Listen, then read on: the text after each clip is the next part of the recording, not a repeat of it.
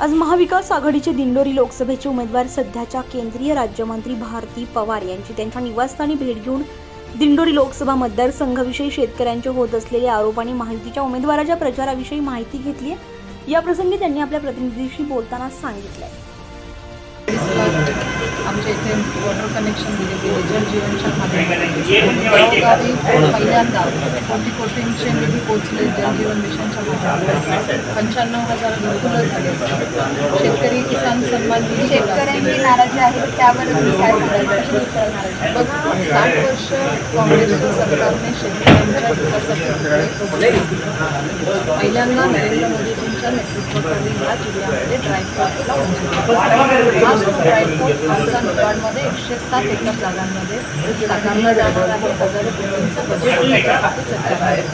मला असं वाटतं की याच्यामधूनच आम्ही कांदा असेल, द्राक्ष असेल याच्या एक्सपोर्टसाठी सुविधा त्याचा सर्व फायदा रोजगार विरोधकांकडे मुद्दे नाही आणि म्हणून कुठेतरी त्यांची चलबिचल झाली। पूर्व भागात पण पाणी टंचाईचा प्रश्न आहे, त्याबाबत मी कसं बघतो? पाणी टंचाईबाबत स्पष्टता दिलेली आहे आणि याबाबतीत स्वतः माननीय यांनी सुद्धा सांगितलं की आम्हाला याच्यावर काम करायचं आहे आणि नारबारचा जो प्रकल्प आहे त्याचा अहवाल तयार करण्याच्या दृष्टीने या भागातला दुष्काळ मिटवण्यासाठीचा एक चांगला प्रोजेक्ट तयार केला जाणार आहे आणि पाणी प्रश्नावर सुद्धा काम सरकारने केलेलं आहे।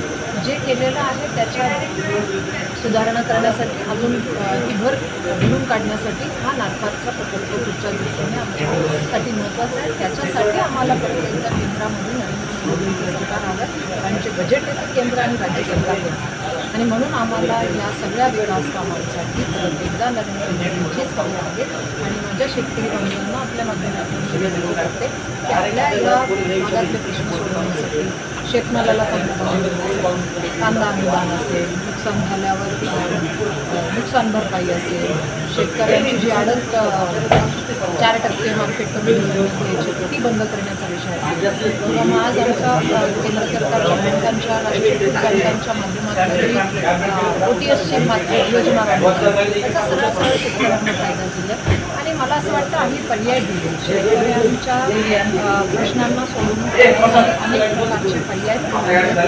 भविष्यामध्ये या पर्यायांचा अजून चांगला विकास करण्यासाठी आम्ही काम करतोय।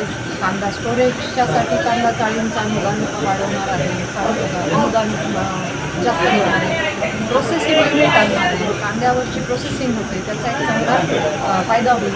या सगळ्या बाबतीत आज सरकार अग्रेसरपणे काम करत आहे आणि या दृष्टीने आम्हाला एकंदरीत मतदारसंघाकडे पाहिल्यावर साधारणतः पुढील पातळीसाठी कुठल्या योजना आहेत, भूमिका आहेत आणि कुठली उद्दिष्ट आहे असं वाटतं? मी आधी सांगितलं की ड्रायपोर्ट आमच्यासाठी महत्त्वाचा आहे, सुरत चेन्नई महामार्ग महत्त्वाचा आहे। आमच्याकडे आज मेडिकल कॉलेज सुरू झालं आहे, NMCने परवानगी दिली। केंद्र सरकारच्या माध्यमातून इथे आज राज्य सरकारच्या मदतीने इथे आज 52 स्टुडंट शिक्षण घेत आहेत। आम्हाला पुढे MBBSच्या सीटला परवानगी मिळणार आहे। मला असं वाटतं की मेडिकल कॉलेज असेल किंवा शेतकऱ्यांच्यासाठी ड्रायपोर्टचा विषय असेल, एकलव्य मॉडेल रेसिडेन्शियल स्कूल जे आम्ही आदिवासी भागात उभे करतो, सुरत चेन्नई महामार्ग, महिला सक्षमीकरणासाठी बचत गटांना प्रोत्साहन असेल, या सगळ्यांच्या माध्यमातून आम्ही जनतेच्या सेवेसाठी